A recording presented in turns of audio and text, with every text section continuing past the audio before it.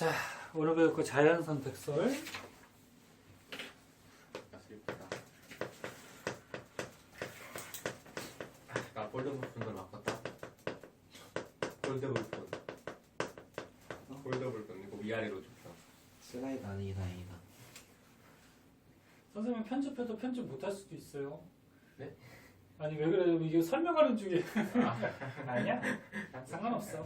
괜찮아요. 다른 학생들이 저희의 목소리 듣는 거예요. 난 좋지 그러면. 미리 죄송하다 드릴게요. 아니야, 상관없어. 선생님이 야, 잘. 방해되냐? 이거 가리냐? 아니요. 안 가리지?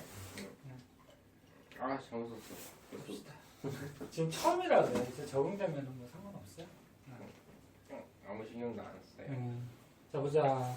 다윈의 자연선택설. 자, 자연선택설은 너네 진화설 중에 가장 기본이 되고 중요한 설이기 때문에 꼭 알아둬야 되는데, 사람 이름이 보통 너네 과학에서 시험 볼 때나 그럴 때 잘 안 나오죠. 근데 이 자연선택설은 되게 유명한 설이기 때문에 사람 이름까지도 좀 알아두세요. 자, 다윈 자연선택설. 자, 이거 중학교 때도 한번 배우는데 단계가 있죠. 기억나려는지 모르겠다. 첫 단계가 과잉 생산. 뭔지는 조금 이따 설명해 줄게. 두 번째가 개체 변이. 세 번째가 생존 경제. 그 다음에 적자 생존. 마지막이 자연 선택. 이렇게 되죠. 이렇게 하고 있니? 자, 책에는 문제집 같은 데는 얘를 중간에 약간 줄여서 나올 수도 있어요. 과잉 생산이 뭐야? 보통 기린 가지고 많이 얘기하지. 기린들이 번식을 하면서 많이 자손들을 퍼뜨렸어. 그치? 근데 그 기린들이 이제 자손을 퍼뜨리면서 대를 거듭하면 거듭할수록 유전자가 어떻게 돼? 조금씩 변해가죠. 그 유전자 변하는 거를 뭐 한다 그랬어? 변이. 그리고 저번에 유전적 변이, 비유전적 변이 그런 거 배웠잖아. 유전적 변이는 자손한테 유전이 되는 거. 비유전적 변이는 안 되는 거죠. 그 한 개체가 사는 동안에만 어떤 변이가 일어나는 게 비유전적 변이지. 그래서 여기서 지금 개체 변이가 일어난다는 거는 자손 대를 거듭할수록 유전적 변이가 일어난다는 거야. 자, 그래서 기린들마다 그 생물 한 생물의 개체라 그러죠. 그 기린들마다의 변이가 생기죠. 어떤 변이? 목 긴 기린, 목 짧은 기린, 뭐 중간 기린, 뭐 이렇게 나오겠지, 그치? 그러면 그런 자손들이 많이 생겨서 변이가 일어나서 같이 살다 보면은 서로 경쟁을 하게 되죠. 무슨 경쟁? 싸우는 거야? 싸우기도 하겠지. 싸우기도 하는데 보통 이제 먹이 경쟁이 많겠죠. 먹이 경쟁하거나 뭐 서식지가 부족하면 서식지 경쟁을 할 수도 있고, 아니면 이제 뭐 배우자 경쟁도 할 수가 있고. 근데 여기서 말하는 생존 경쟁은 보통 먹이 경쟁. 먹고 사는 게 가장 중요하잖아. 이제 먹이 경쟁을 하게 되죠. 자, 그래서 먹이 경쟁을 할 때 누가 유리해요? 못 긴 기린이 유리하지. 그래서 못 긴 기린이 즉 우수한 놈이 어떻게 된다는 거? 살아남는다는 거죠. 그래서 그 우수한 놈이 살아남아서 계속 자손을 퍼뜨려서 현재는 못 긴 기린이 선택이 돼서 한 가지 종으로 지금 지구상에 존재하죠. 다시 많이 태어났어요. 대를 거듭할수록 유전자들이 변이가 생겨요. 그런 많은 개체들 사이에 경쟁을 하다가 우수한 놈이 살아남아요. 그 살아남은 놈이 자손을 퍼뜨려서 현재 한 가지 생물종으로 인정을 받고 있는 거죠. 인정을 받는다기보다 그 생물이 저기 번성해서 살고 있는 거지. 그죠? 이 자세한 내용 안 써줘도 되겠지. 이 단계만 좀 알고 있으면 되고. 근데 다윈이 이 자연 선택설을 얘기할 때 한계점이라 그래서 얘가 설명을 못한 게 있어요. 뭘 설명을 못했냐면은 이 생물들, 개체들이 왜 변이가 일어나는지, 변이가 일어나는 원인을 설명을 못했어요. 그러니까 지금은 알고 있지. 유전자, 그러니까 세포 안에, 핵 안에 염색체가 있고요, 그죠? 네. 보통 세포에서는 염색체가 이렇게 풀어진 염색사 형태로 있다가 세포 분열할 때 염색체가 되지? 그 염색체 안에 뭐 있어? DNA하고 단백질이 있다고 했잖아, 그치?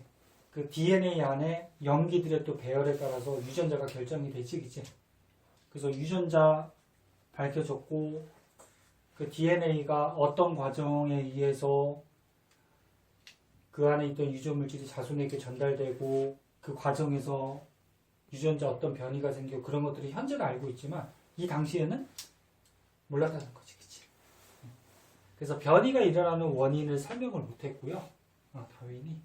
또 하나는, 이렇게 자손에게 유전자가 전달되는 원리를 또 몰랐어요. 자손에게 유전 물질이, 책에는 뭘로 나왔지? 책에는 그냥 부모의 형질이 자손에게 유전되는 원리 그렇게 나왔구나. 그러니까 자손에게 유전 물질이 유전되는 원리를 다윈이라는 사람은 잘 몰랐다는 거지. 그래서 요거 두 개는 설명을 못했다는 얘기예요. 자, 그래서 다윈의 자연선택설의 단계, 한계점 이런 것도 알아두고, 근데 요 자연선택설이 사람, 인류의 뭐 학문이나 사회나 뭐 이런 의학 뭐 이런 곳에 많이 영향을 줬거든. 그래갖고 그 영향 준 점들은 뭐 책에 있는 거 한번 그냥 읽어보면 되고 크게 중요한 건 아니니까. 자본주의 같은 데도 영향을 준 거죠, 사회에. 자본주의가 뭐야? 돈. 인데 열심히 해서 우수한 놈이, 자꾸 놈놈 그래서 그렇지만 우수한 놈이 돈을 많이 벌고 잘 산다는 거잖아, 그렇지? 그럼 이런 거는 관계 있죠. 사람들이 태어났는데 좀 머리를 꼭 그러면 안 되지만 머리 좋다고 성공하는 건 아니죠. 그냥 머리 좋은 놈, 나쁜 놈이 있었는데 서로 사회생활에 경쟁하다가 머리 좋은 놈이 돈도 많이 벌고 뭐 이런 거랑 또 관계가 너무 있지. 현실이 아니에요. 그치? 조금 그렇지? 나쁘면서 머리 좋은 놈이 멀지 않아요. 머리 좋다고 성공하는 건 아니에요. 선생님 볼 때는 나중에 성공하는 학생들이나 사람들을 보면은 성격이 좋고, 운도 네. 좋고, 환경도 좋고. 환경? 그래, 환경의 영향도 좀 있는데, 성격이 좋아서 이제 친구들 많이 사귀고, 그러면 사회생활도 잘하고, 이맥이나. 한 가지 저기는, 자기의 뚜렷한 주관이 있어야지. 응? 주관을 갖고서 생활한다 그러면 뭐 크게 못 살지는 않죠. 자, 밑에 문제는 간단한데요. 문제 그거 한번 풀어볼까요?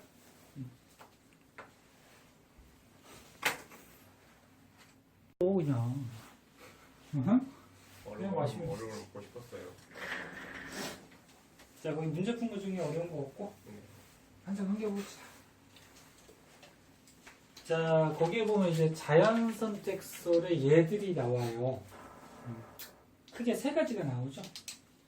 첫 번째 이제 그 핀치새라 그래서, 핀치새 예전에 한번 들어보지 않았니? 네. 핀치새하고 그 다음에 그 남모양적 결구 다 한 번씩 들어봤을 거예요. 그래서 항생제, 내성세균 뭐 이런 것들이 있는데, 자, 자연선택설의 예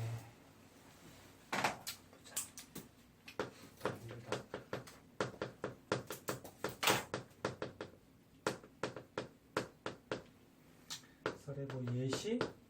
예시라 그럴까? 첫 번째 이제 핀치세라고 있어요. 핀치세. 네, 갈라파고스 군도 들어갔어? 갈라파고스 군도? 네. 거기 핀치새들이 살고 있었는데, 자, 이게 이제 핀치새들이 과잉 생산, 자손들을 퍼뜨려가면서 살고 있었어요. 핀치새도 생물이니까 그 개체별로 변이들이 생겼겠죠.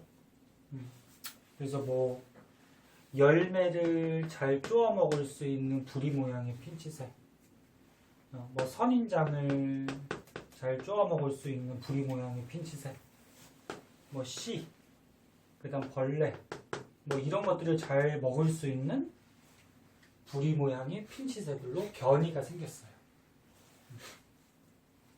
그래서 이 섬에 부리 모양이 다양한 핀치새들이 존재를 했는데 어느 날 지각변동이 생겼죠.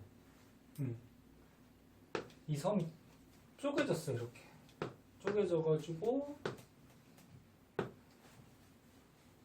다른 지역으로 이동을 했는데 그 핀치새가 날아갈 수도 있지만 다른 섬으로 날아갈 수도 있지만 거리가 좀 되기 때문에 꽤 되기 때문에 그 섬에만 이제 살면서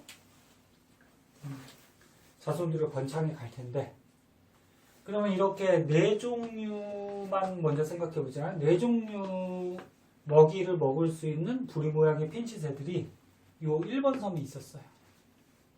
근데 1번 섬의 환경이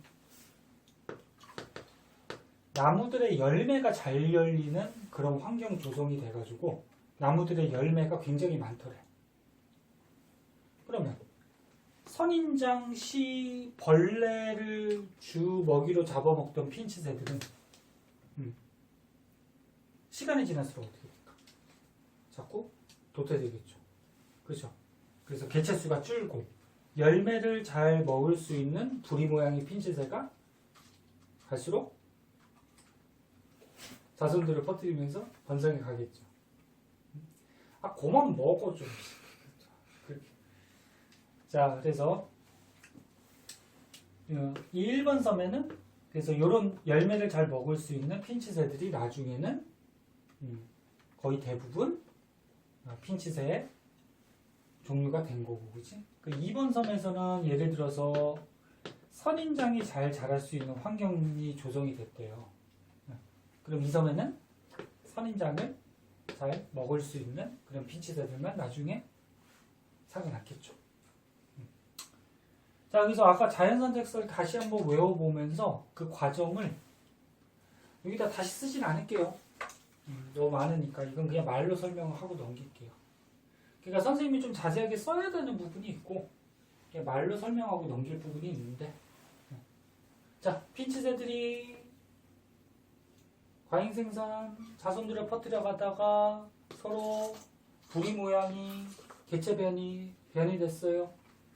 근데 어느 날 이렇게 지각변동이 생기면서 섬으로 갈라지면서 이 섬에 알맞은 핀치새들만 생존 경쟁에서 살아남았다는 거지.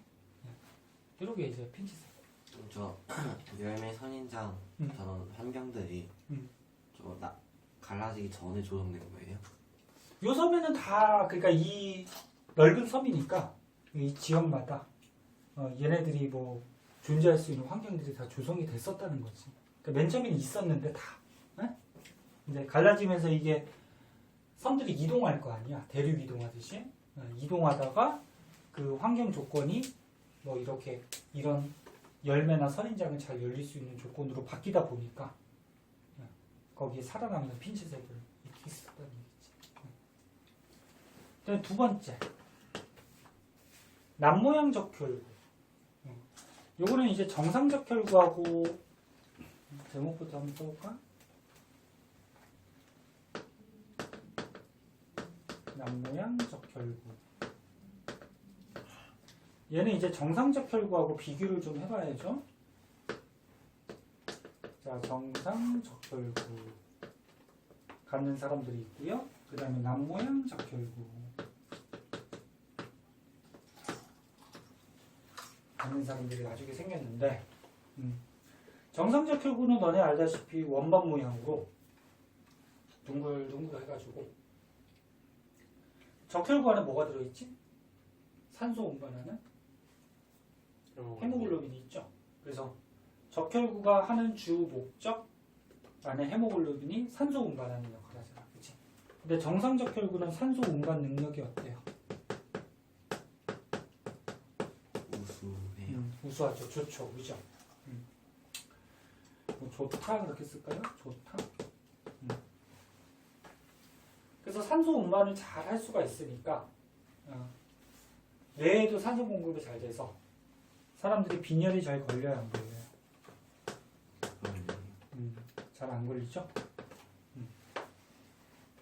근데 남모양 적혈구는 적혈구 모양이 말 그대로 낫같이 좀 뾰족하죠. 크기도 좀 작아요. 크기가 작은 만큼 산소 운반을 잘 해요, 못해요? 어때요? 잘 못하겠죠? 산소 운반 능력이 안 좋다. 그 뇌에 산소 공급이 제대로 안 되니까 빈혈 같은 게 잘 생기겠죠. 근데 얘가 좀 특이한 게 있죠. 정상적혈구는 그 말라리아 있잖아. 모기가 옮기는 말라리아라는 병이 있죠. 말라리아에 대한 저항성이 얘는 없어요. 근데 남모양 적혈구는 이게 유전자가 변형이 되면서 변이가 일어나면서 말라리아 저항성이 생겼어요. 그래서 일단은 정상적혈구하고 남모양 적혈구의 특징점들 한 번씩 알아두시고요. 그러면 이 남모양 적혈구가 어느 지역에서 많이 사람들이 갖게 됐지? 말라리아 유행. 말라리아 모기가 많은 아프리카 지역, 그치? 아프리카 지역. 아프리카 지역에 보면은 모기가 엄청나게 많아요, 그죠? 많니? 네. 모기가 엄청나게 많아서 말라리아 균을 옮기는 모기도 엄청 많단 말이야. 그러니까 옛날부터 아프리카 사람들이 살다 보면은 말라리아 모기한테 많이 물려서 말라리아 걸려서 많이 죽죠. 그러니까 아프리카 지역의 사람들은 대를 거듭할수록 유전자가 자꾸 환경에 맞아. 적응하기 위해서 변해간 거지. 그 진화는 저번에 한번 얘기했듯이 진화는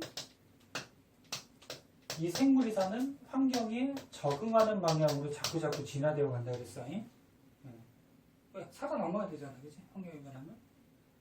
그래서 다시 한번 얘기하면 아프리카 지역 사람들은 말라리아에 걸려서 많이 죽어서 대를 거듭할수록 말라리아에 저항성을 가질 수 있는 유전자 변이가 많이 생겼어요. 그 결과 뭐가 생겼다는 거야? 남모양 적혈구 얘가 말라리아 저항성을 갖는 유전자를 갖고 있다는 거지, 그치? 그러면 남모양 적혈구 갖고 있는 아프리카인들은 빈혈은 걸릴 수는 있지만 말라리아는 안 걸리니까 죽진 않겠죠. 빈혈 걸리고 사는 게 낫겠지. 말라리아 걸려서 죽는 것보다, 그치? 그래서 자꾸 남모양 적혈구를 갖는 사람들이 아프리카 지역에 많아졌다. 그럼 앞으로도 어떻게 될까? 많아지겠죠. 아프리카에서 말라리아 모기가 그렇게 적어지지 않는 한은 사람이 살아남기 위해서 유전자 변이가 자꾸 남모양 적혈구 쪽으로 바뀌어가겠죠. 이런 것들이 이제 뭐 남모양 적혈구를 자연 선택설에서 응용하는 예들이고. 자, 그 다음에 마지막으로 한 가지 더 알아둘 거는 항생제 내성세균이라는 게 있어요. 여기 부분은 뭐 크게 어렵지 않은 부분이라.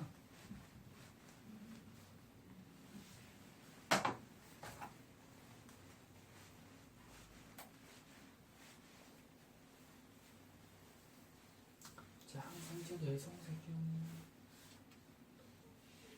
내성이 뭔지 아니? 네. 뭐야?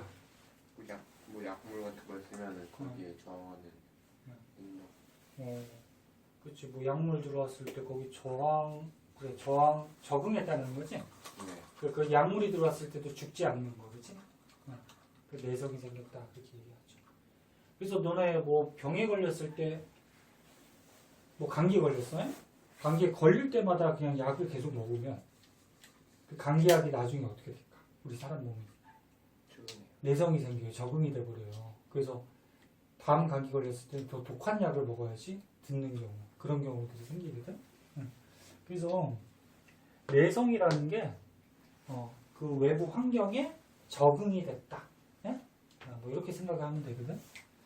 자, 그럼 항생제, 내성세균.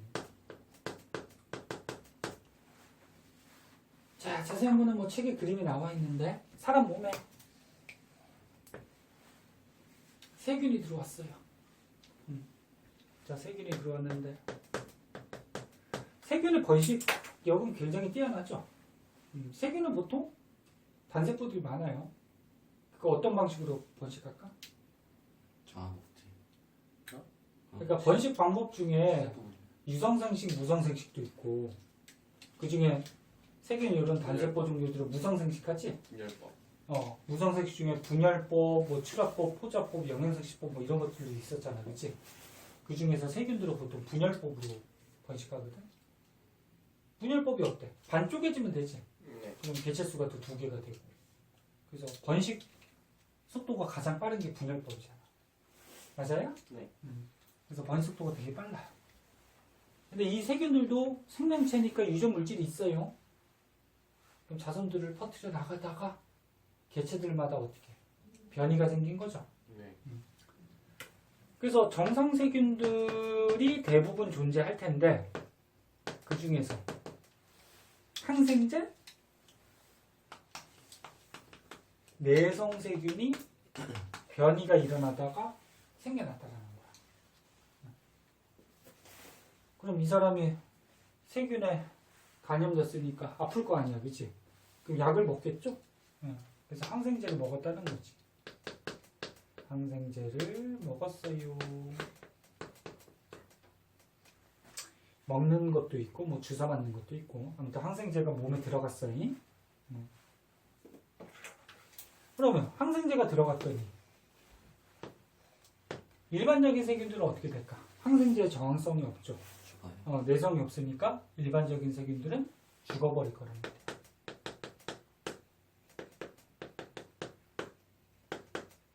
얘네들은 빵빵빵 죽어버리고. 근데 내성세균은 항생제 내성세균은 살아남겠죠. 그러면 시간이 흐르면 흐를수록 정상세균의 개체수는 자꾸 줄고 항생제 내성세균은 살아남으니까 항생제 내성세균의 개체수가 번식하면서 자꾸 늘어나겠지. 그래서 나중에는 항생제 내성세균이 이 사람 몸에 존재하는 세균 중에 대부분을 차지하겠지. 그럼 자연선택설로 다시 한번 설명해볼까? 과잉 생산, 세균들이 번식했어. 개체 변이, 세균들마다 유전자가 조금씩 달라졌어요. 그러면서 내성세균이 생겼어. 그러니까 항생제가 들어왔더니 그러니까 외부 환경이 이렇게 변한 거죠. 항생제가 투여되는 환경으로. 항생제가 들어왔더니 정상세균들은 전부 다 죽어버리고 내성세균들이 살아남아서 생존 경쟁에서 살아남은 거지. 그래서 선택이 돼서